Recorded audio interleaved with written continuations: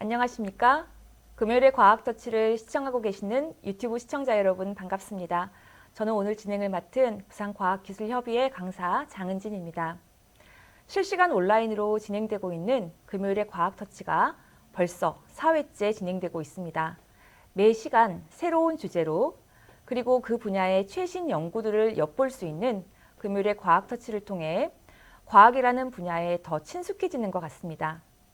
지금 이 시간 유튜브로 함께 하시는 분들 중에서도 우리나라의 과학을 선도할 과학자가 배출되리라 믿어 의심치 않습니다. 오늘은 한국생명공학연구원 김두진 박사님께서 병이 약이 되기까지 백신의 과학 To make a long history short라는 주제로 강연해 주시겠습니다. 교수님의 강연 도중 궁금한 점이 있으시면 유튜브 채팅창에 글 남겨주시기 바랍니다. 강연이 마친 후 질의응답 시간에 교수님께 여쭤보도록 하겠습니다. 그리고 응원의 댓글 많이 부탁드립니다. 댓글을 많이 올려주신 분들과 질문에 채택되신 분들께는 저희가 선물을 보내드립니다. 여러분의 많은 참여 바랍니다. 그럼 지금부터 김두진 박사님 모시고 본 강연 시작하도록 하겠습니다. 네, 감사합니다. 소개받은 한국생명공학연구원 김두진입니다. 오늘 이렇게 여러 친구들과 함께 사실은 같이 제가 현장에 있어야 되는데 온라인으로 강연을 하게 됐습니다. 코로나 때문이죠. 코로나 때문이고 지금 제가 여기 온 것도 여러분한테 전달해 드리는 내용도 코로나 백신에 관한 것이고요.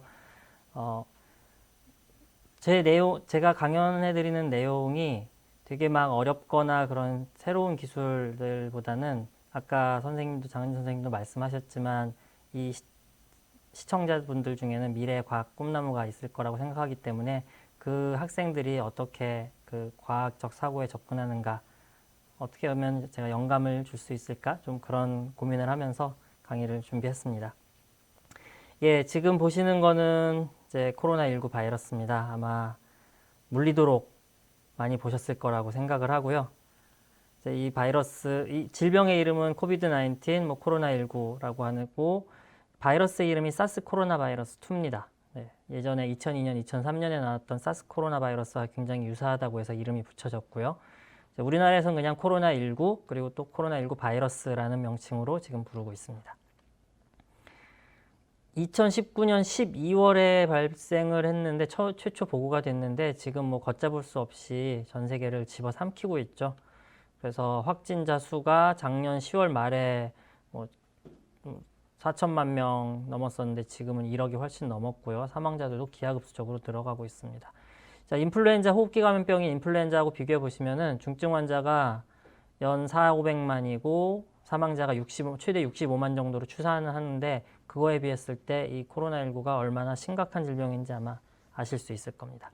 자, 코로나19가 시작되면서 사람들 많은 궁금증을 가졌죠. 바이러스란 무엇일까라는 기본적인 질문에서 시작해서 어디서 왔나, 혹시 누가 만든 거 아닐까라는 음모론, 그리고 날씨가 따뜻해지면 사라질까 기대감을 가졌지만 아닌 걸로 판명이 됐고요. 자, 그 와중에 제일 듣고 싶은 대답은 아마 백신이나 치료제는 있을까, 언제 나올까 였을 겁니다. 백신이 나왔어요. 하지만 백신이 나왔어도 여전히 궁금한 것도 많고 논란도 많고 해결해야 될 문제도 많습니다. 하지만 아까 말씀드렸다시피 저는 이 강의를 듣는 분들, 특히 미래 과학자를 꿈꾸는 여러분들이 백신에 대한 이해를 잘 할 수 있도록 오늘은 이제 병이 약이 되기까지 백신의 과학이라는 제목으로 강연을 준비했습니다. 부제로 To make a long history short라고 달았는데요. 궁금해하시는 분들이 많을 거예요, 아마. 사실은 이 To make a long story short, 히스토리가 아니고 long story short라는 표현은 긴 이야기를 짧게 말하자면 해서 이야기를 할 때 좀 나중에 간단히 요약하자면 이런 뜻으로 쓰는 단어입니다. 근데 history short라고 제가 그 표현을 조금 가끔씩 쓰는 표현이기도 하고 사람들이 이 표현을 들고 온 이유는 일단은 여러분은 코로나19 백신이 1년, 2년에 나온 과정을 이제 보셨는데 사실은 백신 기술이라는 게 그렇게 금방 나온 게 아니고 굉장히 오랜 역사와 연구를 해왔던 것이고요. 또 그만큼 많은 데이터, 연구 결과들이 있었기에 지금 가능했습니다. 자, 그 많은 이야기들을 제가 이 짧은 시간에 40분 안에 그리고 그 어마어마한 그 개발 기간 10년 넘게 걸리는 기간을 1.5년 불과 1.5년 정도에 우리 인류는 코로나19 백신이라는 걸 만들어냈고 이제 그런 시간 단축 그리고 제 강의 시간이 모자랄 정도로 많은 이야기들이 있는데 그거를 짧게 한다는 뜻에서 이런 To make a long history short라는 부제를 붙여봤습니다. 자, 일단 감염병을 좀 이해했으면 합니다. 감염병 때문이죠. 지금 우리가 이렇게 맨선으로 여러분과 이렇게 대화를 하고 있는 게요. 감염병이라는 거는 여러분 잘 아시다시피 우리 몸의 외부에 있던 미생물, 바이러스, 세균, 기생충 등이 우리 몸속에 들어와서 이상 증식을 하면서 아프게 되는 병이 감염병입니다. 자, 그런데 이 감염병은 특징이 나 혼자만 걸리는 게 아니고 수많은 사람들이 걸리죠. 또 사람은 모여 살고 대도시에 모여 살고 어떤 집단을 이루기를 좋아하는 사회적 동물이니까요. 자, 그래서 거기에는 집단 감염이라는 게 생기고 우리는 그래서 그것을 전염병, 돌림병, 역병이다 하면서 옛날부터 굉장히 무서워했습니다. 자, 그런 무서워했던 질병들 많이 있었죠. 옛날에 과거에 천연두부터 시작해서 뭐 우리나라는 지금 많이 신경 쓰진 않지만 소아마비, 홍역, 볼거리, 풍진 이런 병들이 있었고 스페인 독감이라고 불렀던 1918년 인플루엔자, 사스, 신종플루, 메르스 그리고 지금의 코로나19까지 많은 질병들이 있었습니다. 자, 그래서 오늘 백신을 설명드리려면은 아마 인류가 가장 무서워했던 질병 중에 하나 천연두를 말씀드려야 될 것 같아요. 자, 천연두는 이 미라 사진을 보시면은 이게 기원전 1100년 정도의 그 이집트의 왕입니다. 어려서 죽은 왕의 그 미이라인데 여기 보시면은 뭔가 포진이 있죠. 물집 같은 게 남아 있죠. 그게 천연두라는 거는 확정 지을 수는 없지만 천연두의 흔적이 아닐까라고 지금 추정을 하고 있고요. 그리고 16세기에 그 유럽인들이 이제 남미 대륙, 북미 남미 대륙을 발견해서 그쪽으로 식민지 원정을 나갔죠. 네. 그때 그 원주민들 사이에서는 천연두가 없었는데 떨어져 있잖아요. 유라시아 대륙과 그 아메리카 대륙은 떨어져 있었는데 아메리카 대륙에 없던 질병 천연두가 건너가면서 그때 원주민들이 죽었던 모습을 그 유럽 선교사들이 그렸던 그런 기록입니다. 그리고 우리나라에도 당연히 천연두는 굉장히 무서운 질병이었고요. 그래서 천연두는 쫓아내야 될 더럽고 그 무서운 질병인데 너무 무섭다 보니까 신격화됐습니다. 그래서 마마신이라고 불렀어요. 마마신이 돌아다닐 때는 우리나라가 어떤 나라예요? 유교 문화의 유교 문화권에 있는 나라였는데 효를 가장 중시했는데 마마신이 노할까봐 부모님 제사도 몰래 숨어서 약식으로 지낸다라는 말이 있을 정도로 굉장히 그 마마신을 추켜 세우고 굉장히 무서워했던 그런 존재였습니다. 그래서 마마가 그 천연두가 마을에 돌 때 이렇게 구슬해요. 구슬하는데 쫓아내는 굿이 아니라 배송, 잘 가시라고 배송하는 굿입니다.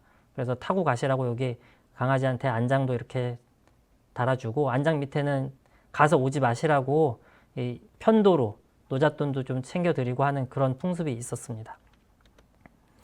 자, 천연두가 전 세계적으로 굉장히 역사도 길고 무서운 병이었기 때문에 20세기 100년 동안에만 한 3억 명 정도가 천연두로 죽었을 거다라고 추정을 하는 아주 대표적인 감염병이었습니다.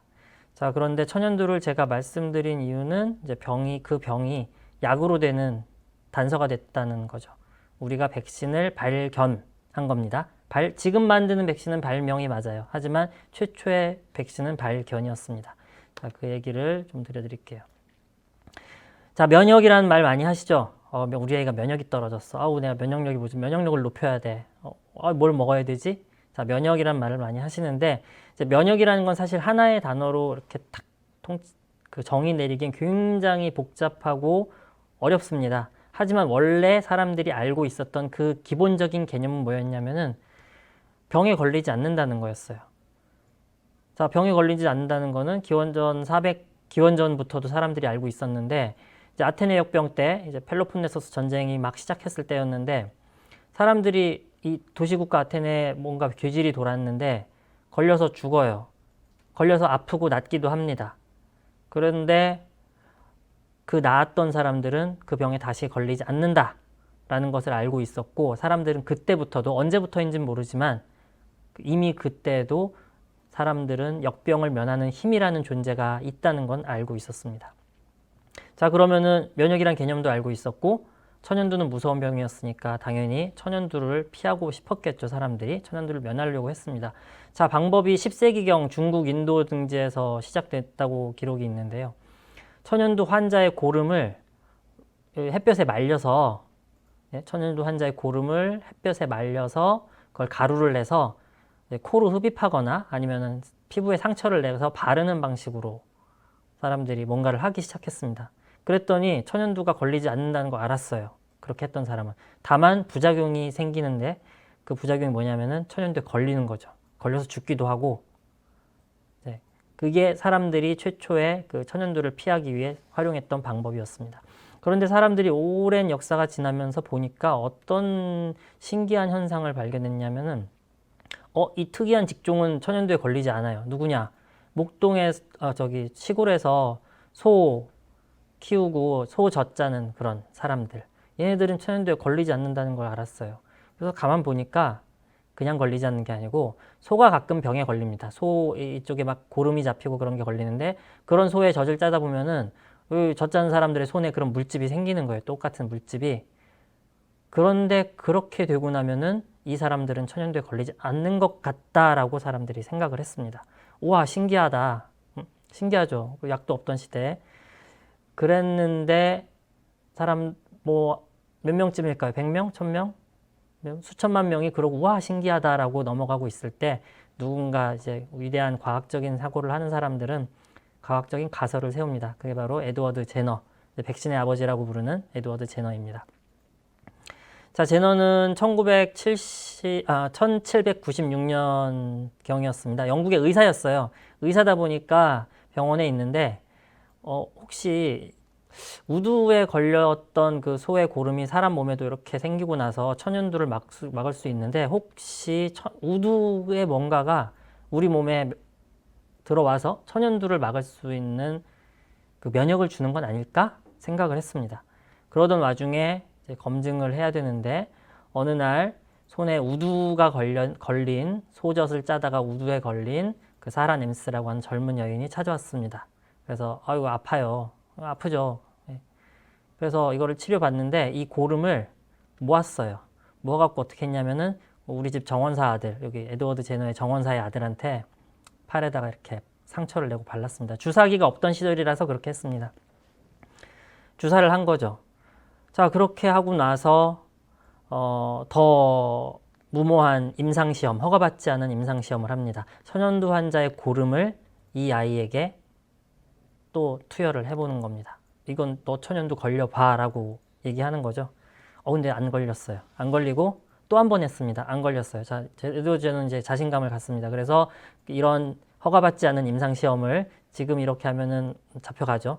허가받지 않은 임상시험을 몇몇 사람들에게 반복을 하고 나서 결론을 내립니다. 내 가설이 맞았어. 우두에서 온 뭔가가 우리 몸에 면역을 주게 되었고, 그로 인해서 우리는 천연두에 걸리지 않고 살아갈 수 있다라고 생각을 해서, 이제 우두라는 병이, 천연두와 닮은 병이 약이 되었던 거죠. 자, 병이 약이 되는 그 대변화가 여기에서 시작이 됩니다.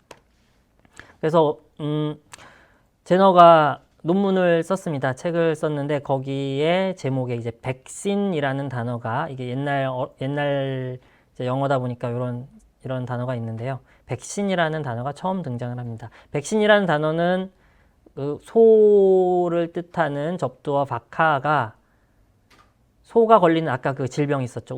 우두가 백시니아예요. 우두의 이름이 백시니아 바이러스인데, 거기에서 왔다고 해서 백신이라고 불렀습니다. 자, 이게 바로 최초의 발견입니다. 왜 발견이냐? 소고름이잖아요. 이게 사람이 만든 게 아니고 소고름이니까 최초의 백신은 발견이 된 겁니다. 그래서 처음 백신의 정의는 천연두를 막을 수 있는 우두 성분이었습니다. 딱 하나, 하나의 약품의 이름이었어요.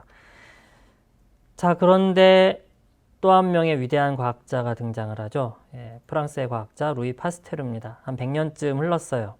100년쯤 흘렀는데 이때쯤 되면은 사람들이 미생물, 세균까지는 이제 관찰을 하기 시작을 했고 아직 바이러스의 존재는 모르지만 세균은 관찰을 할 수 있었던 시점이고 아, 우리 눈에 보이지 않는 뭔가 감염병이라는 게 존재하는구나라는 거는 이제 사람들이 지식이 쌓였을 때입니다.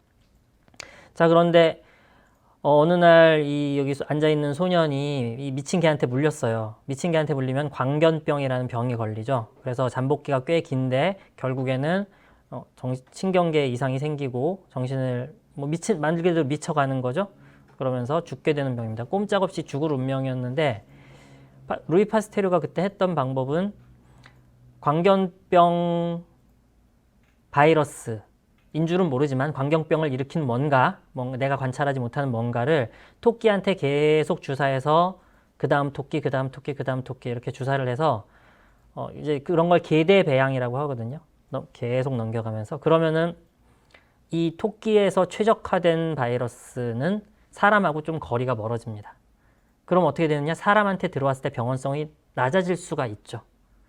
사람한테서는 별로 힘을 못 쓰는 바이러스가 된 걸 가지고 이 소년한테 주사를 했습니다. 그랬더니 소년이 나았어요. 광견병에서 회복이 됐습니다. 자, 이 일로 루이 파스테르는 거의 영웅으로 칭송받았고요. 사람들이 이 루이 파스테르의 처방을 거의 고유명사처럼 이제 표현을 하기 시작했습니다. 그랬는데 루이 파스테르는 이거를 백신이라고 부르자. 제너의 업적을 기리는 차원에서 광견병 백신이라고 부르자 하면서 이제 백신이 천연두를 막을 수 있는 우두 성분이라는 그 고유명사에서 감염병을 막을 수 있는 전처리 약인 것처럼 그 의미가 굉장히 확장이 됩니다. 그래서 백신이라는 의미가 이런 과정을 거쳐서 지금의 우리가 알고 있는 백신이 되는 것이죠. 그래서 지금 백신을 정의하는 것은 병원성을 제거한 병원체. 자, 병원체가 있는데 걔를 죽이기도 하고 열을 가하거나 아니면 포르말린 같은 유기용매를 처리하거나 방사선을 쬐서 죽이기도 하고 때로는 아까 루이 파스테르가 했던 것처럼 별로 사람한테 적합하지 않은 환경에서 오랫동안 키우거나 유전자를 조작해서 약하게 만들기도 합니다. 아니면 이제 요새는 요거 똑 띄어서 요 일부분만 띄어서 쓰죠. 자, 그것을 우리 몸속에 주사하면은 우리 몸속에는 기억이 면역 기억이 생깁니다. 면역 기억은 항체나 T세포인데 얘네들은 얘만 인식할 수 있어요. 얘만 인식할 수 있는 항체나 T세포가 생기면은 다음번에 진짜 강한 병이 들어왔을 때 막아낼 수 있다라는 게 백신의 가장 기본적인 원리입니다. 자, 그러고 나서 백신이 많이 개발이 됐습니다. 지금도 어린이들 태어나면 어머님들이 안고 가서 많은 백신을 주사하고 있고요. 아까 말씀드린 1796년에 처음 그 천연두 백신이 나온 이후로 어마어마하게 많은 백신들이 개발이 되고 있습니다. 그럼에도 불구하고 아직 백신이 없는 질병들도 많이 있고요. 자, 사람들이 이렇게 노력해서 백신을 개발해 보니까 그 결과가 어땠을까요? 천연두 일단 급감합니다. 그리고 1978년에 76년에 아프리카에서 마지막 환자를 끝으로 아직까지 단 한 명의 환자도 발생하지 않습니다. 그래서 1980년에 그 세계보건기구 WHO에서는 공식적으로 천연두는 죽었다라고 선언을 하죠. 인류의 승리야라고 선언을 합니다. 자, 그렇게 되고 천연두 말고도 홍역 백신이 나오고 나서 홍역수도 급감을 했고요. 소아마비 백신도 1955년에 개발되고 나서 계속 급감을 해서 2018년에 33명 환자가 전 세계에서 33명 환자가 보고가 됐습니다. 거의 없어지기 직전의 질병으로 지금 생각을 하고 있습니다. 자, 그러면 아까 병의약으로 백신이 이제 발견됐는데 이렇게 보면 완전히 이겼죠. 사람이 감염병과의 싸움에서 이긴 것처럼 보입니다. 자, 그런데 그 병이 가만히 있질 않는 세상이 왔습니다. 자, 영화를 잠깐 한 편 보실게요. It was a groundbreaking ceremony for a new factory. Did she mention seeing anyone who was sick? Anyone on a plane at the airport? No, she said she was jet lagged. average person touches their face 3 to 5 times every waking minute. In between, we're touching doorknobs, water fountains, and each other. Beth. No, go up to your room, honey. So we have a virus with no treatment protocol and no vaccine at this time. You had a seizure this morning, Beth. She had a history of seizures and allergies. As of last night, there were 32 cases. Unfortunately, she did die. Right. So can I go talk to her? Mr. Amoff, your wife is dead. What are you talking about? Okay. What happened to her? What happened to her? Is there any way someone could weaponize the bird flu? Is that what we're looking at? Someone doesn't have to weaponize the bird flu. The birds are doing that. Watch this. It's transmission, so we just need to know which direction. On day one, there were 2 people, and then 4, and then 16. In 3 months, it's 1 billion. That's where we're headed. They're calling out the National Guard. They're moving the president underground. People will panic. Get away! It will tip over. The truth is being kept from the world. Cook your samples, destroy everything.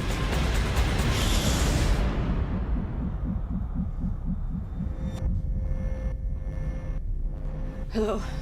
I need you to get me the names of everyone who serviced this room. It's an emergency. You can't panic now. I know. I'm gonna get you home. I got people too, Dr. Cheever. We all do. Don't talk to anyone. Don't touch anyone. Stay away from other people.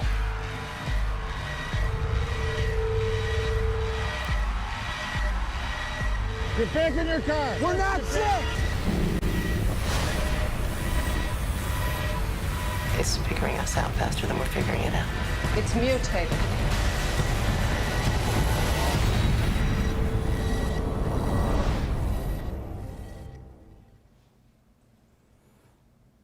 네. 영화 똑같죠? 지금 현실하고 그렇게 다르지 않죠. 이 영화가 2011년, 그러니까 2년 영화입니다. 요새 만들어진 각본이 아니고 그때 만들어진 대본으로 정말 잘 만든 영화였고, 저는 이걸 극장 가서 봤어요. 극장 가서 보면서 굉장히 잘 만든 영화다. 그 기존에 있었던 그 질병 재난 영화하고는 좀 급이 다른 굉장히 고증이 잘 된 영화다라고 생각을 했는데, 사실은 일반인 분들이 보기엔 재미없을 수도 있어요. 하지만 저는 되게 재밌게 봤고, 제가 사실은 금요일의 과학터치 대전 강연을 2019년 11월에 했었는데 코로나 발병 바로 직전이었죠. 이 영화를 그때도 보여드리면서 이 영상을 보여드리면서 보시라, 이거 굉장히 그 감염병을 이해하는데 도움이 될 거다라고 한 적이 있는데, 정말 이 코로나가 터지고 나서 이 영화의 다운로드 수가 1위로 됐다는 정도로 굉장히 잘 만든 영화입니다. 지금 우리 현실하고 비슷합니다. 자, 현실이 이렇죠. 신종플루도 있었고, 메르스, 지카 바이러스, 조류독감, 많은 질병들이 아까는 백신이 그렇게 많이 나와서 우리는 질병으로부터 자유로울 것 같은데 왜 이러지? 하지만 우리는 그렇지 않습니다. 이 그림 하나로 지금 이미 우리는 힘겹게 싸워가고 있어요. 자, 왜 그럴까? 왜 우리는 그토록 많은 백신을 개발했음에도 왜 감염병에 이렇게 취약할까? 가장 큰 이유는 바이러스가 살아있는 존재이기 때문입니다. 살아있으면 변하죠. 진화를 합니다. 사람도 살아있기 때문에 다양한 환경에 적응을 하고 변화를 해가면서 살아가는 거고요. 자, 바이러스는 일단 다양합니다. 종류가 다양한 바이러스도 있고, 바이러스 종류가 일단 많고요. 그 바이러스 안에서도 인플루엔자 예를 들게요. 인플루엔자 예를 들면은 H5N1이니 H1N1이니 많이 듣죠. 종류가 여러 가지가 있어요. 근데 얘네들이 특히 RNA 바이러스들은 자꾸자꾸 유전자를 바꾸려는 습성이 있습니다. 바꾸다 보니까 우연히도 병원성이나 전염성이 더 높은 애들이 쉽게 만들어질 수가 있어요. 그리고 인플루엔자, 예를 이제 인플루엔자로 들었으니까, 인플루엔자는 여기 안에 보시면 유전자가 조각조각 나 있어요. 8조각으로 되어 있습니다. 그러면은 우연히도 서로 다른 종류의 바이러스가 하나의 동물, 특히 이제 돼지가 그렇게 될 가능성이 높은 숙주라고 얘기를 하는데, 거기 감염되면은 그 두 개가 서로 유전자를 맞바꾸면서 지금까지는 없던 종류의 인플루엔자 바이러스가 태어납니다. 물론 코로나는 이렇게 변하진 않습니다. 하지만 이런 변화의 습성 때문에 우리는 계속 새로운 바이러스에 도전을 받아야 하고, 또 하나는 사람 때문이죠. 사람이 기후를 변화시키고 이런 난개발, 밀림 오지에 들어가서 자꾸 뭔가를 자연의 생태계에 간섭을 하면서 사람하고 접촉이 없던 미지의 질병들이 자꾸 넘어올 기회를 우리 스스로 만들고 있는 겁니다. 또 자연은 그 나름대로의 습성이 있어서 철새는 원래 돌아다니는 애들이에요. 그리고 철새는 인플루엔자의 자연 숙주라고 생각되기 때문에 인플루엔자가 걸렸을 때 금방 죽지 않습니다. 잘 죽지 않아요. 그러다 보니까 철새로부터 이렇게 인간 사회로 가금류로 넘어오고 또 인간 사회로 넘어오는 그런 질병들이 H7N9 같은 이런 질병들이 나타나고 있고요. 또 하나는 이제 인수공통 감염병, 아까 인플루엔자도 마찬가지였지만 메르스가 그랬죠. 박쥐에서 낙타를 거쳐서 사람으로 왔다. 사스도 박쥐에서 사양고양이를 거쳐서 사람으로 왔다. 지금 코로나19도 박쥐에서 뭔가 중간 매개체를 아직 못 찾았지만 거쳐서 온 것으로 생각을 하고 있습니다. 자, 그러면 옛날에도 그러면 동물들 잡아먹고 하던 시절에도 그게 다 그랬는데 왜 지금만 이러냐? 옛날에는 사람들이 인구 밀도가 높지도 않았고 평생 살면서 어디 멀리 여행을 갈 일도 없습니다. 평생 살면서 여행을 멀리 가는 사람들은 무역상인이거나 군대 원정 전쟁이거나 그 정도 사람들만 왔다 갔다 했죠. 근데 요즘 어때요? 비행기 타고 하루 만에 메르스가 우리나라로 들어옵니다. 중국의 코로나19 환자가 우리나라로 들어오면서 바로 퍼집니다. 자, 이런 현상들 때문에 우리는 다양한 바이러스를 우리 스스로 막 찾아가는 그런 모습들도 보이고 동물들과의 경계도 없어지고 이 기후변화 같은 것들이 생기면서 따뜻한 데 살던 모기들이 점점 고위도 지방으로 올라오고, 자, 이런 것들이 복합적으로 겹치면서 우리는 계속 새로운 감염병의 위협을 받고 있고 지금도 받고 있고 아마 앞으로도 계속 받을 겁니다. 자, 이런 것들을 우리는 신변종 감염병이라고 불러요. 자, 병이 새로 오면은 뭐 어떻게 할까요? 당연히 새로운 약 만들어야죠. 새로운 백신을 만들어야 됩니다. 자, 새로운 병이 나타났습니다. 코로나19. 그래서 사람들이 연구를 했어요. 아, 코로나19 바이러스가 이렇게 생겼는데 바깥쪽에 스파이크라는 그 단백질이 있는데 이게 세포의 수용체와 달라붙어서 안으로 들어가서 감염을 하는구나. 그래, 좋아. 저기를 막아보자. 저기를 막을 수 있는 항체를 유도할 수 있는 백신을 만들어보자라고 해서 저 아까 말씀드렸던 대로 이 일부만 사용을 하는 겁니다. 이 스파이크라는 일부만. 그래서 어떻게 접근할까 뭐 기술이 많이 개발되어 있었고요. 이거는 코로나 백신의 기술이 아니라 사람들이 그동안 수십 년, 어쩌면 100년 이상 노력해서 확립한 백신 기술들입니다. 플랫폼 기술이라고 보통 얘기를 하는데 뭐 불알아 바이러스를 죽인 것부터 해서 여러 가지 종류가 있습니다. 제가 이거를 지금 자세히 다 설명은 못 드리지만 이제 간단히만 특징만 말씀을 드릴게요. 불알아 바이러스 백신은 바이러스를 키워서 죽입니다.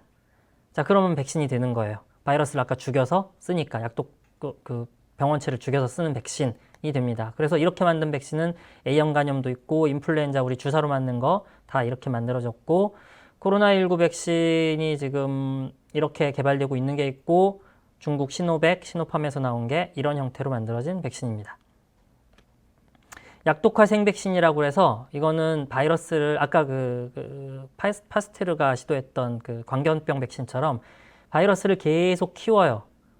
그러다 보면 어느 순간 얘가 특정 병원성 유전자를 잃어버린 수가 있습니다. 우연히 벌어집니다. 그래서 그걸 백신으로 쓰기도 하고 요즘엔 기술이 발달하니까 그걸 우연을 기대지 말고 우리가 병원성 유전자를 없애버린 약한 바이러스를 만들 수가 있습니다.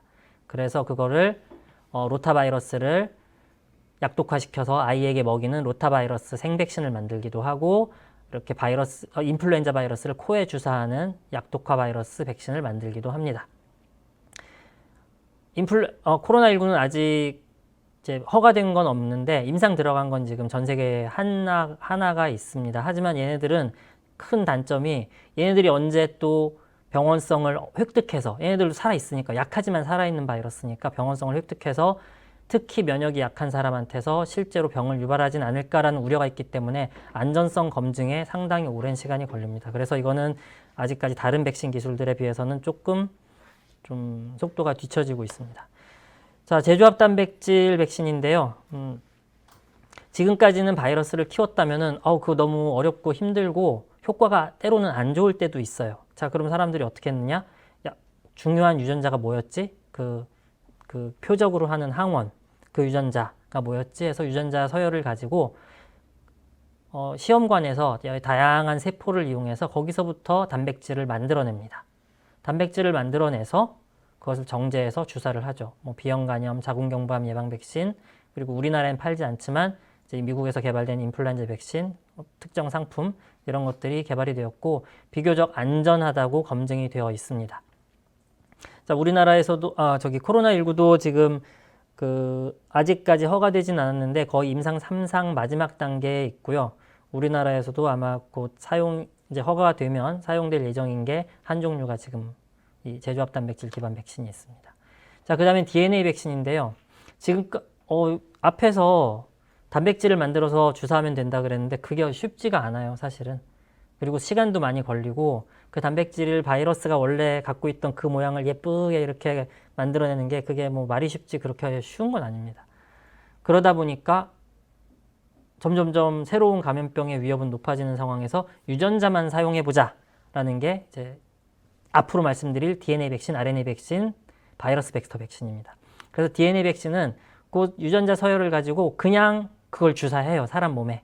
근육 주사를 하면은 이제 특수한 장비를 쓰긴 하지만 거기에서 항원이 몸 속에서 만들어지고 단백질 항원이 만들어지고 그로부터 면역 반응이 유도가 됩니다. 자, RNA 백신 귀에 못이 박히도록 들으셨죠? 예, 모더나, 화이자, RNA 백신입니다. DNA? DNA가 RNA를 만들고 RNA가 단백질을 만들잖아. 그럼 RNA도 넣어보자.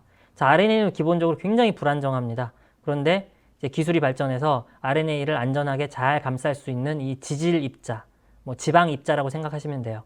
요거를 사람들이 개발을 해냈습니다. 그래서 이걸 주사하면은 여기 있는 RNA가 세포 안으로 들어가서 단백질이 만들어지고 거기서 그 단백질에 대한 면역 반응이 유도되는 그런 원리입니다. 지금 많이 이제 사람들이 관심을 많이 갖고 있고 연구도 많이 우리나라에서도 연구가 본격적으로 이제 시작되려고 하고 있습니다. 자, 그런데 이제 많이 궁금하시잖아요. 왜 얘는 마이너스 20도, 마이너스 70도야. 그 힘들게. 시골에 있는 분들 다 그 센터에 가서 맞아야 되고. 자, 이 RNA도 불안정하고요. 아직까지는 기술이 이 감싸고 있는 지질 입자의 기술도 아직은 이제 불완전하죠. 불완전이라기보다는 아직까지는 이 상온에서의 안정성을 확보하지 못했습니다. 워낙에 약하기 때문에 그런 낮은 온도에서 유지를 하려고 하는 겁니다. 그 다음 바이러스 벡터 백신도 역시 논란이 많습니다. 이제 아스트라제네카, 얀센, 러시아의 그 스푸트니크 V라는 그리고 중국의 캔시노 그런 회사에서 나온 게 다 이 바이러스 벡터 백신입니다. 인체의 무해한 바이러스 안에다가 이 중요한 유전자를 삽입했습니다. 그래서 이 바이러스는 사람한테서 적절한 면역 반응만, 염증 반응만 일으키지 사람을 아프게 하지 않아요.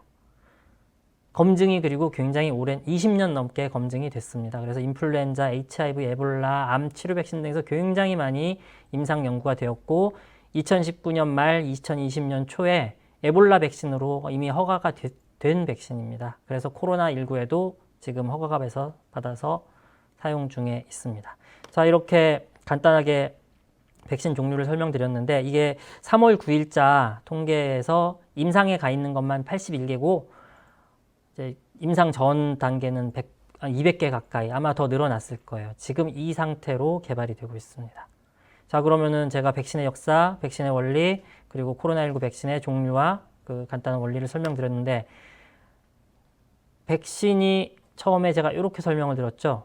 자, 그런데 지금은 아까 보셨죠. 유전자를 쓰고 있습니다. DNA 백신, RNA 백신, 바이러스 벡터 백신은 단백질을 만들지 않고 유전자만 이용하기 때문에 지금은 백신 개념 자체가 그것을 코딩하는 유전자를 사용하는 백신까지도 넓혀진 상태입니다.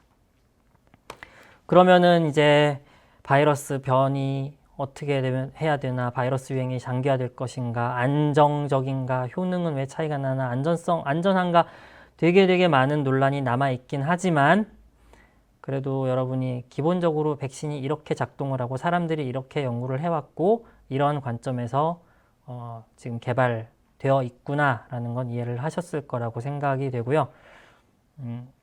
이제 궁금해하시는 게 많죠. 변이가 생기는데 어떡하나요? 아마 질문에도 있을 것 같은데 요거는 제가 그 Q&A에 조금 따로 말씀을 드리겠습니다.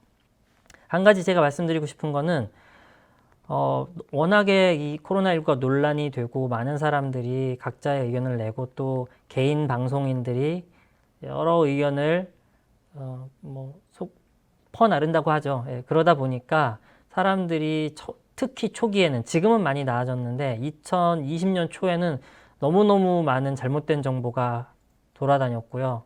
그것에 솔깃해서 섣부른 판단을 하는 그런 대중들이 많았습니다. 그래서 그런 것보다는 전문가라고 하면 진짜 감염병, 감염 면역을 연구하신 분들, 그리고 감염 의학을 전공하신 그런 의사 선생님들의 그 전문가의 의견을 듣는 게 가장 좋다고 생각합니다.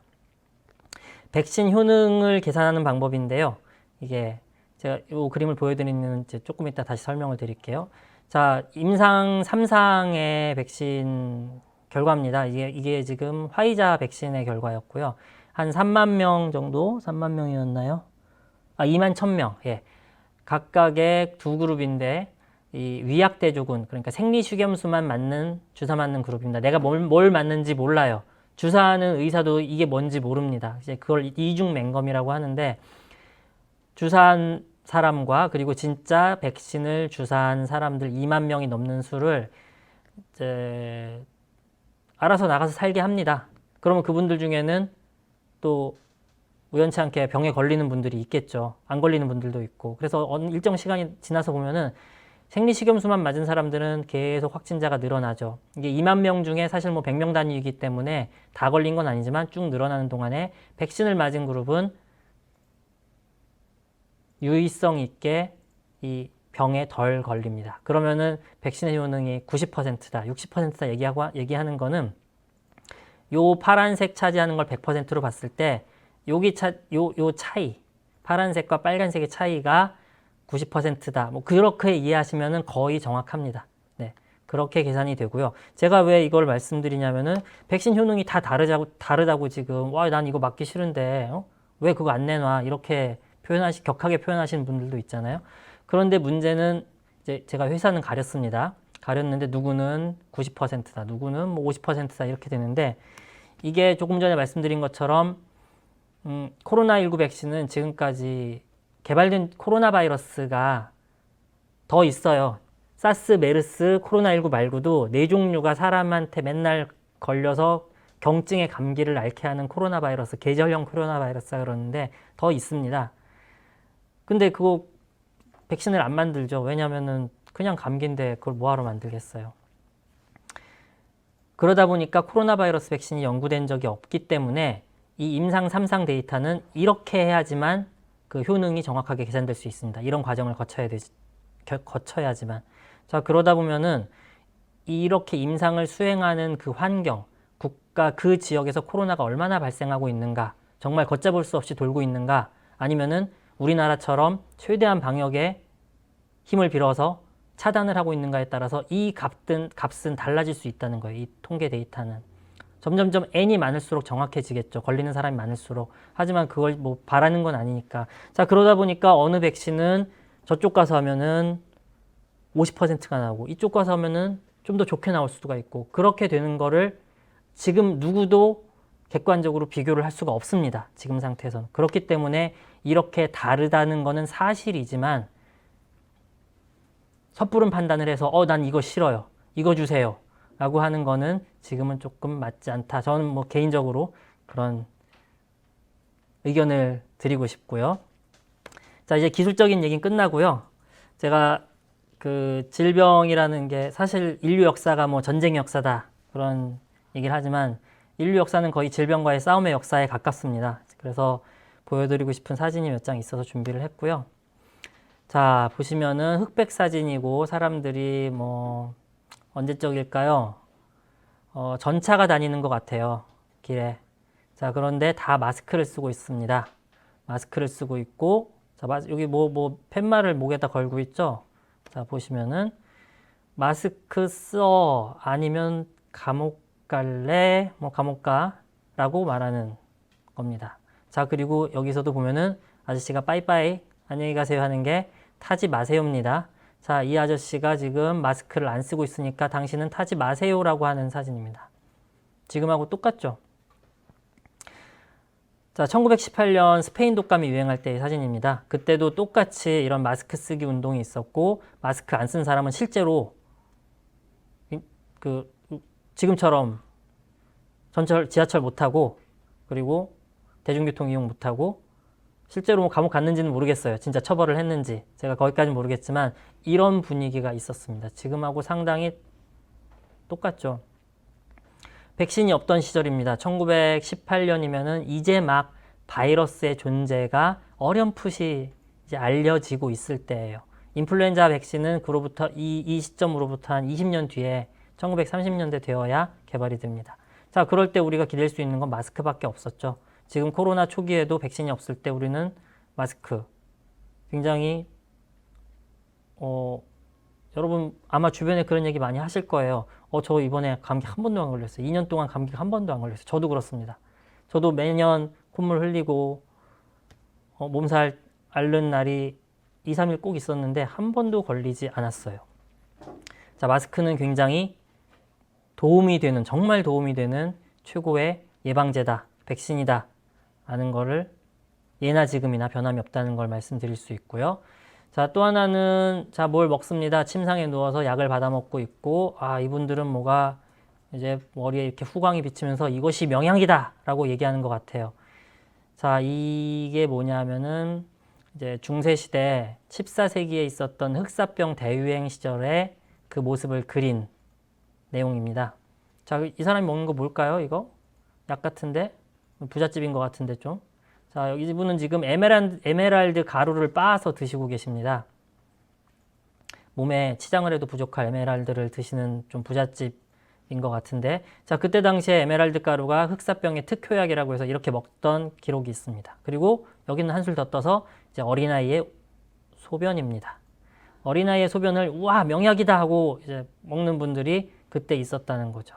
자, 이게 옛날에 무제한 시절에 그때 당시 중세 암흑기에만 있었던 일일까요? 자, 여러분 뭐 제가 특정 이 분들을 비방하려는 건 아니지만 지금 많이 다르지 않습니다.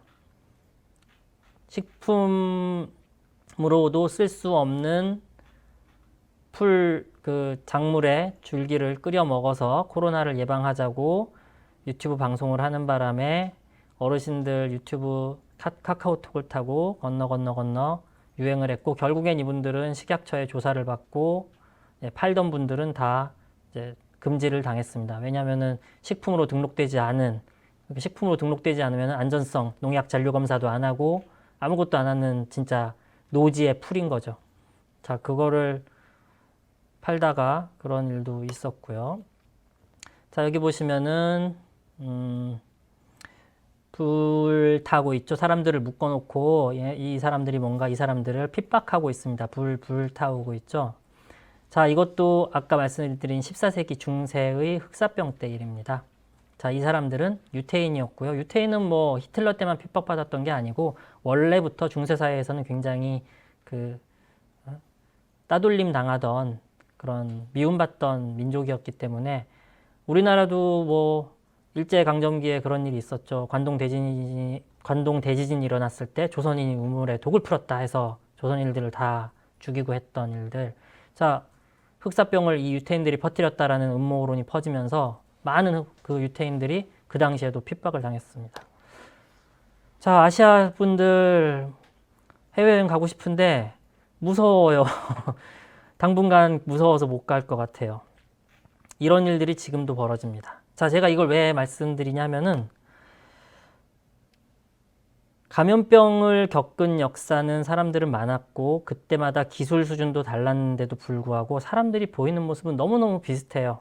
자, 그런 것들은 이성적인 사고를 하지 않고 이제 너무 섣부른 판단, 제가 아까 말씀드린 경계해야 할 섣부른 판단을 하고 너무 감정적으로 행동하기 때문인데요. 자, 이게 제너가 여기가 제너예요. 제너 박사님이 천연두 백신을 처음 개발했을 때 어땠을까요? 사람들이 우와 정말 명약이 났다고 좋아했을까요? 아닙니다. 지금 이 신문 만평인데요. 천연두 백신을 맞으니까 어떻습니까? 소가 나오죠. 소의 고름이 나오니까 소가 나오고 지금 난리가 났어요.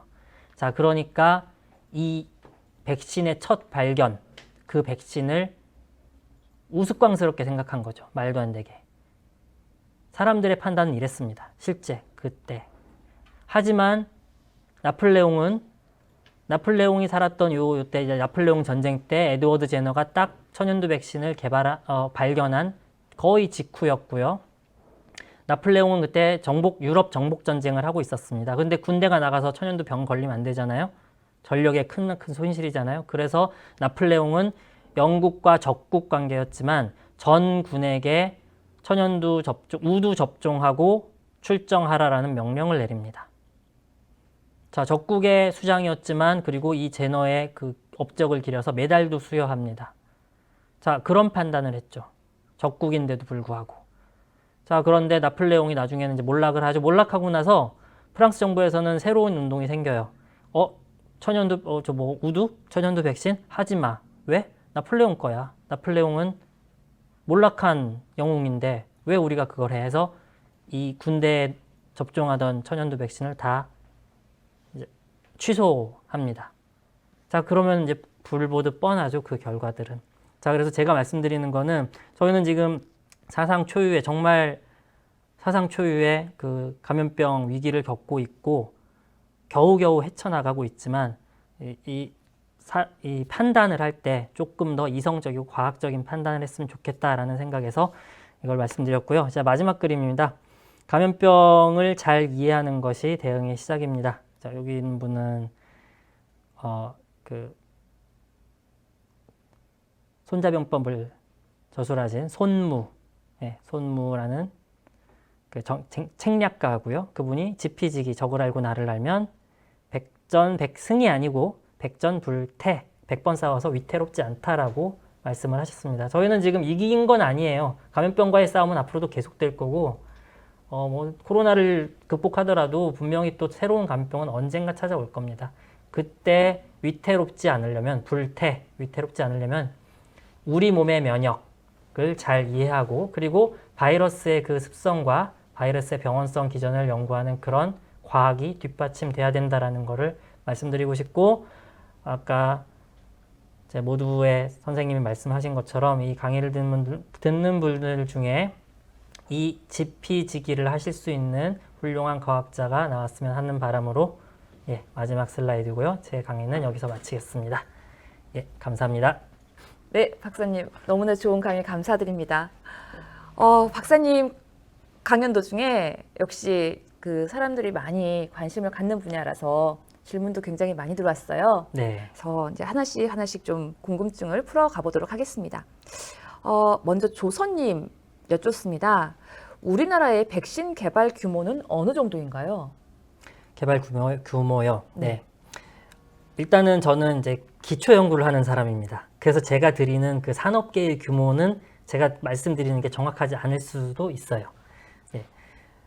하지만 그 규모라는 게 뭐 몇 억대냐 그걸 물어보신 건 아닌 것 같고 그런 역량이 있느냐 일단은 저희는 기초 연구 역량은 충분히 있습니다. 그리고 이번에 더 빛을 발한 거는 생산 역량이 있었다는 거예요. 사실은 우리나라 백신이 자급 백신 그러니까 국내에서 개발된 국산 백신은 사실은 많지 않습니다. 대부분 어린아이들 맞는 것도 전부 다 수입품이에요.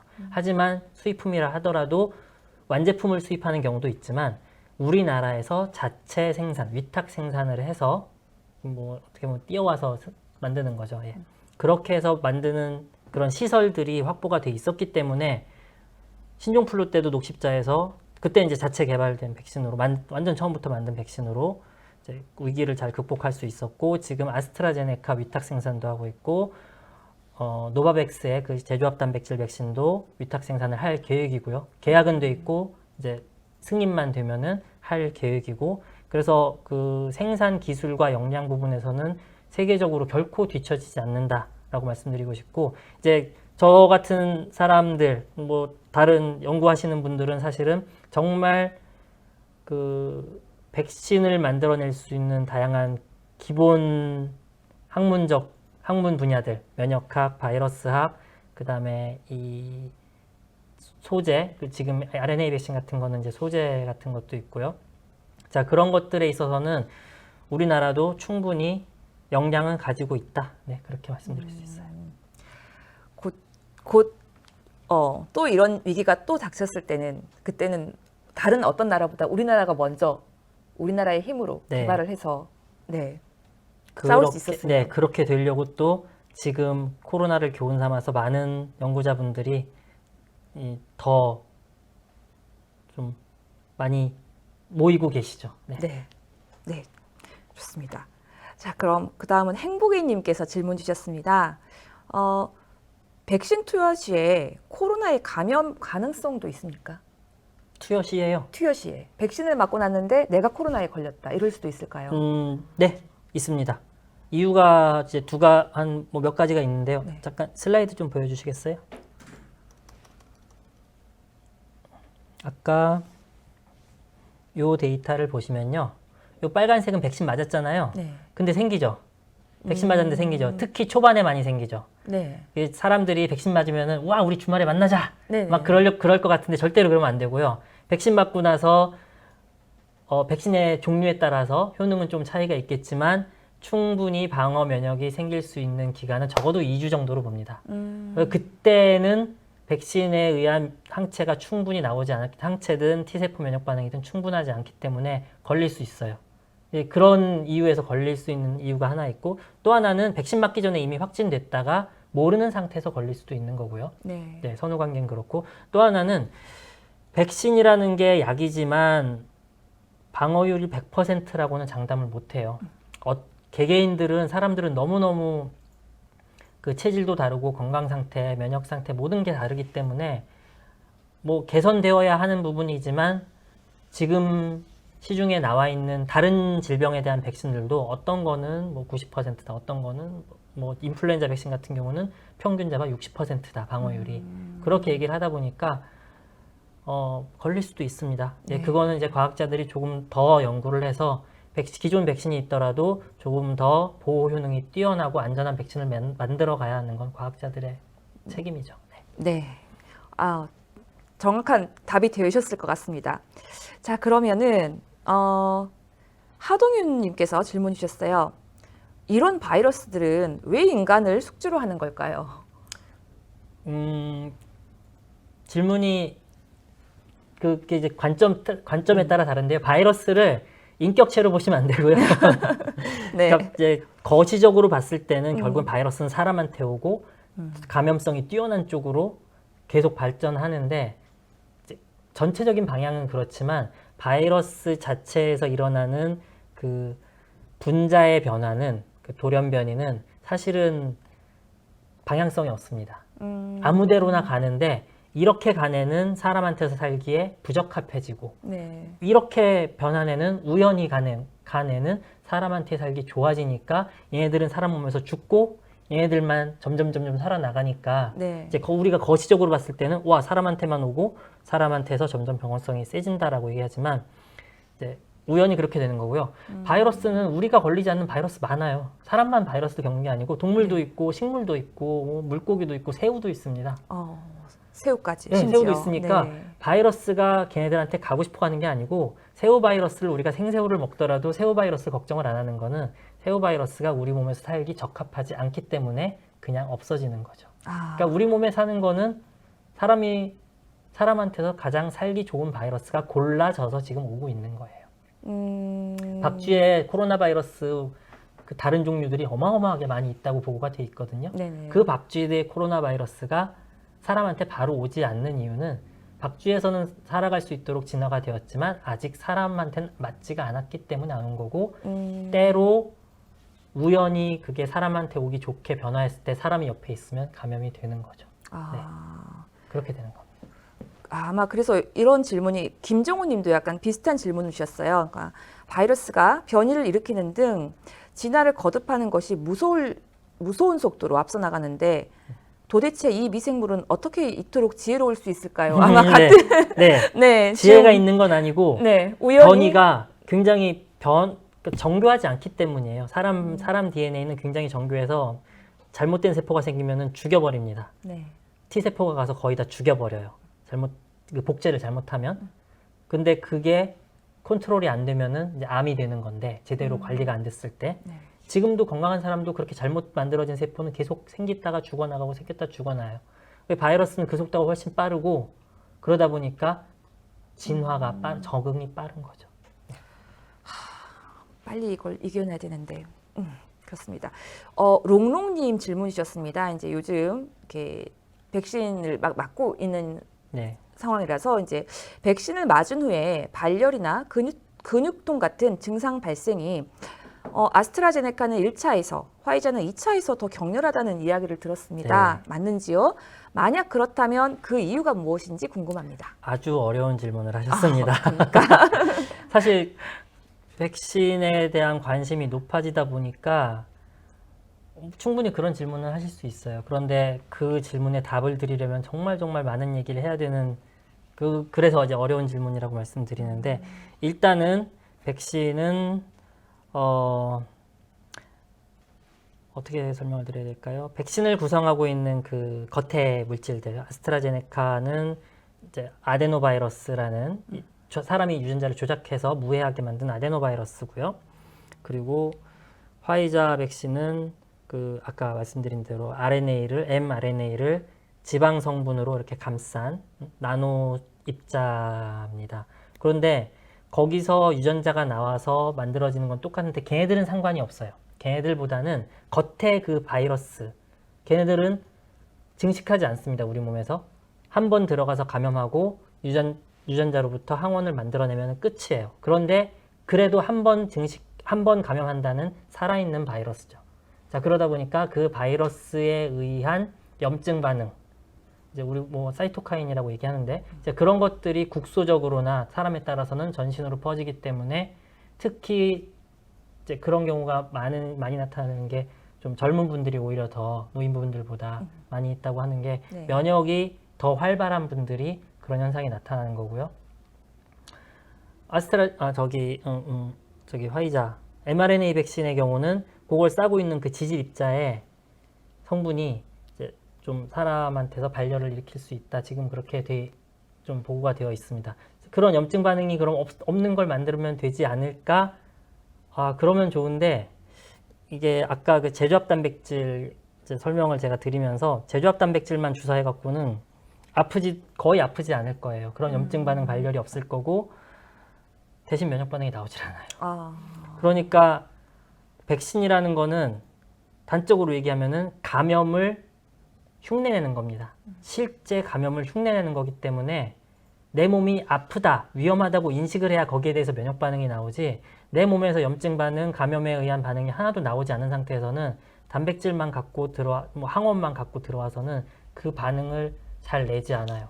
그러니까 백신이라는 게 정말 이 균형 잡기가 굉장히 힘든 게, 효과를 좋게 하려면은 막 고름 잡히고 막 그런 아픈 면역 증강제를 섞으면 돼요. 네. 그러면은 사람들이 아프고 애기들 그거 맞겠어요? 안 되고. 그렇다고 그걸 줄이자니 면역 반응이 약해질 것 같고. 그래서 많은 연구자들이 그 단점은 버리고 장점만 취할 수 있는 그 면역 증강제 백신을 많이 연구를 하고 있습니다. 예. 네. 저도 정말 많은 것을 지금 배우고 있습니다. 네. 그러면 비슷한 교수님이 방금 답변을 해주신 내용이 될 수도 있겠는데, 최명수님 질문 주셨는데, 요즘 변이 바이러스도 심각한 것 같은데 지금 나오는 백신들로 가능할까요? 네, 굉장히 또 중요한 질문이죠. 네. 그리고 그것을 이해하기 위해서는 면역학 수업을 들으셔야 되는데,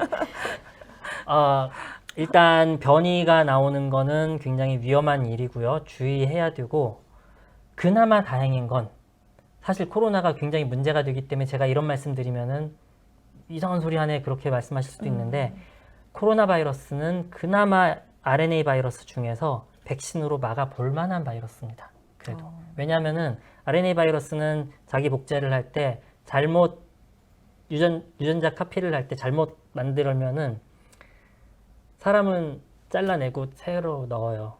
동물들은. 네. 그래서 변이가 거의 안 생기는데, 물론 생기기도 하지만, 실수가 생기지만, RNA 바이러스는 잘못 갖다 붙이면은 이제 원본이 있으면 원본을 놓고 똑같이 이렇게 거기 복사본을 만드는데, 네. 잘못 갖다 끼워 넣는데 걔를 떼어낼 기능이 없어요. 대부분의 RNA 바이러스는. 네. 그런데 코로나 바이러스는 있어요. 코로나 바이러스만 있어요. 자, 그래서 그걸 이제 뭐 그 핵산을 잘 바깥에서 잘라내는 그 효소가 있기 때문이네. 그렇기 때문에 코로나 바이러스는 변이가 생기더라도 조금 수정을 지가 합니다. 그래서 지금 변이가 많기는 하지만 그나마 그 HIV, 네. 에이즈를 일으키는 HIV나 인플루엔자에 비해서는 변이율이 상당히 낮기 때문에 그나마 이제 백신으로 좀 막아볼 수 있다, 그렇게 생각이 되고, 그럼에도 불구하고 워낙에 많은 사람이 감염되어 있고 사람과 사람 간 이 전염이 많이 되다 보니까 계속 변이가 일어나죠. 이제 그 속도가 굉장히 무섭고, 또 변이 바이러스는 대체로 빨리 퍼지고 빨리 증식하는 애들이기 때문에 걔네들이 그렇게 되려고 한 게 아니고, 네. 빨리 증식하는 애가 생기고 저 좀 희말이 없는 애가 생기면 당연히 얘가 우세하게 되겠죠. 그죠? 네. 그렇게 해서 골라진 것만 이게 퍼지는 거예요, 점점. 자, 그렇게 됐는데 이제 서론이 너무 길었습니다. 본론을 말씀드리면은 일단은 지금 개발된 백신, 그 원래 우한에서 분리된 바이러스 그 서열로 만든 백신들은 그 백신을 맞고 이제 중화항체가 나오죠. 사람 몸에 중화항체가 나오면 그걸 가지고 테스트를 해보니까 남아공, 브라질 변이를 잘 막지 못한다는 건 이미 이제 보고가 됐습니다. 네. 영국도 조금 잘 못 막지만 남아공 거, 브라질 네. 거가 좀 더 많이 잘 못 막는다. 예, 100% 다 없어지는, 못 막는 건 아니지만 효능이 많이 떨어진다라고 이렇게 얘기를 하고 있습니다. 자, 그런데 한 가지, 지금 백신을 평가할 때 중화항체 값만 갖고 거의 평가를 하는데, 그거는 뭐 평가 기준이 몰라서 그런 건 아닌데, T세포 반응이라는 게 있어요, 우리 몸에는. 네. 그러면은 중화항체는 굉장히 복잡한 이 스파이크의 이쪽에 이 모양을 인식해서 막아주는 그런 원리라고 치면은, T세포는 이 실타래처럼 엉켜있는 그 복잡한 단백질을 쭉 펼친 다음에 그 일부분의 서열만 가지고 감염된 세포를 죽일 수 있는 면역 반응이거든요. 자, 그러면은 변이가 생기더라도 다 풀어 헤쳐서 그 일부분 서열, 네. 뭐 서열이라고 하면은 좀 일부분의 그냥 문자 정보처럼 이해하시면 돼요. 예. 그 부분은 잘 변하지 않을 수 있기 때문에 네. 이제 백신을 우리가 맞았을 때는 중화항체만 평가하지만 T세포 반응도 일어난다고 알려져 있고, 그 T세포 반응도 굉장히 코로나 바이러스의 중증도를 낮추는데 네. 상당히 많이 기여하는 걸로 지금 그런 연구 결과들이 나오고 있습니다.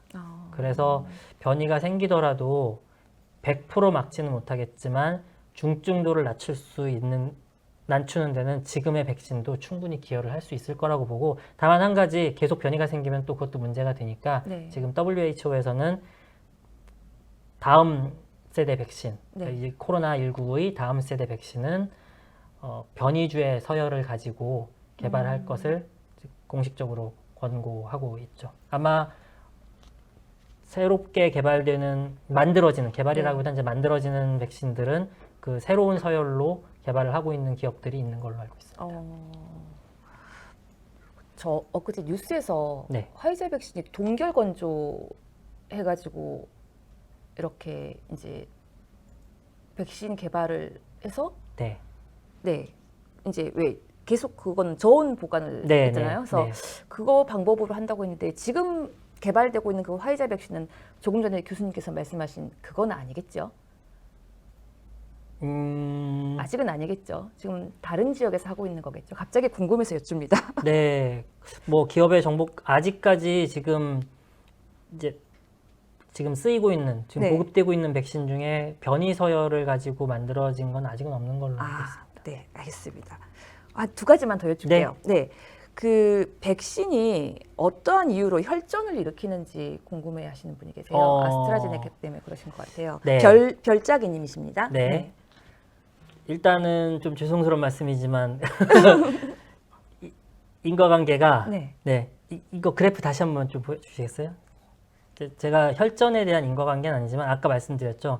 백신의 효능을 계산할 때 이제 면역 반응도 보고 그 중화항체 반응도 그 시험관에서 테스트를 하지만 가장 좋은 거는 사람이 걸리나 안 걸리나 이 통계적인 유의성을 갖고 얘기를 합니다.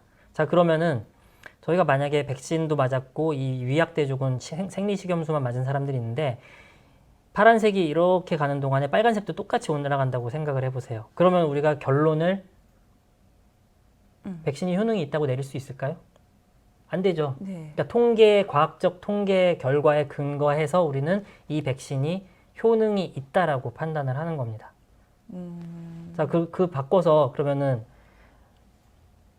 바꿨을 때 혈전이 일어나는 그 혈전으로 약을 먹거나 그 병원에 입원하는 그 통계와 백신에 의해서 그런 현상이 일어났다 그러면은 그런 유의성이 보이겠죠. 하지만 전문가분들이 모여서 얘기할 때 이건 아닌 것 같아. 이건 아니에요. 그러니까 그런 통계를 봤을 때 혈전이 일어나는 거는 인과관계가 아니라 백신을 맞고 나서 이게 이제 미국에도 보면은 안티백서 운동하시는 분들이 많이 있거든요. 안티백서라는 분들이 백신 맞지 말자. 백신이 사람을 망친다. 뭐 음모론이에요. 젊은 어머니들이 그런 분들이 많이 계신데 그런 분들을 통해서 얻는 통계 중에 하나가 물어보는 거예요. 아이가 오늘 백신 맞았는데 이상하지 않던가요? 열나지 않던가요? 물어보면은 사실 아기들은 이유 없이 울 때도 많이 있고 이유 없이 고열이 날 때도 가끔씩은 있는데 반가운 일은 아니지만 가끔씩은 있는데 백신을 맞고 나서 그러지 않는가요? 라고 물으면 그 통계가 마치 백신에 의해서 그렇게 된 것처럼 오해를 할 수 있다는 거죠. 그러니까 백신을 맞고 와서 어디 아픈가 안 아픈가 지켜보는 상황에서 그런 데이터들이 나오니까 인과관계로 이해하시고 있는 분들이 있는데 그 인과관계가 있다면은 지금 이 백신의 효능 그래프처럼 백신을 맞지 않은 사람들의 혈전은 바닥으로 깔리는데 백신을 맞은 사람들의 혈전 발생 비율은 높게 올라간다면 그렇게 판단하는 게 맞지만 아직까지 그런 건 아니기 때문에 인과관계는 없다라고 얘기하고 있습니다. 네. 와, 알겠습니다.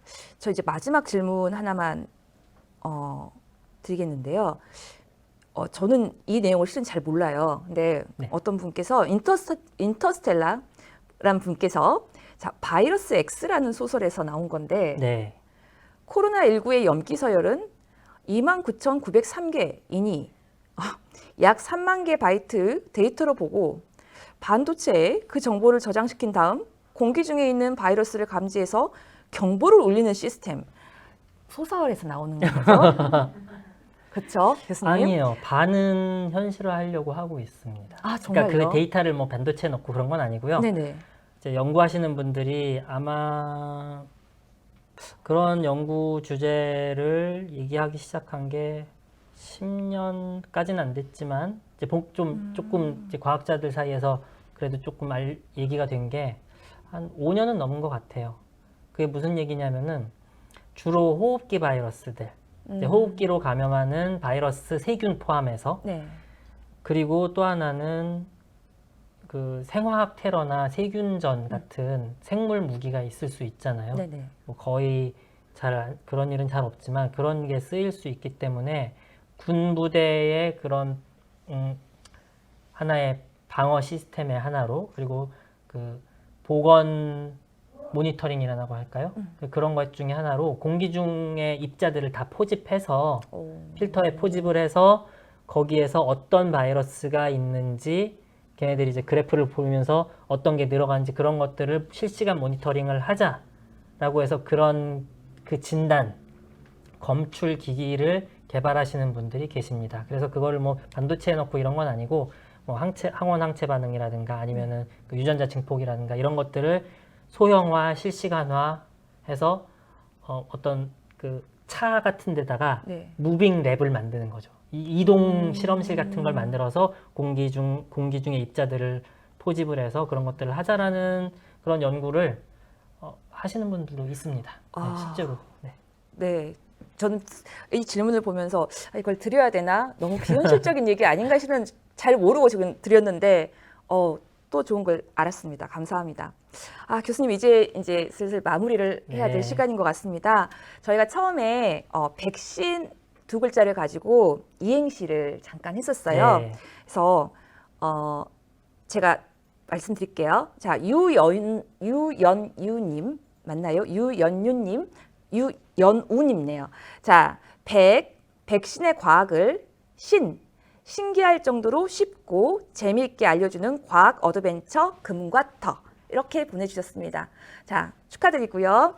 그리고 자, 질문 많이 보내주셨던 분들 중에서 조선님, 행복이님, 하동윤님, 롱롱님, 김정호님, 최명수님, 자, 별짜기님.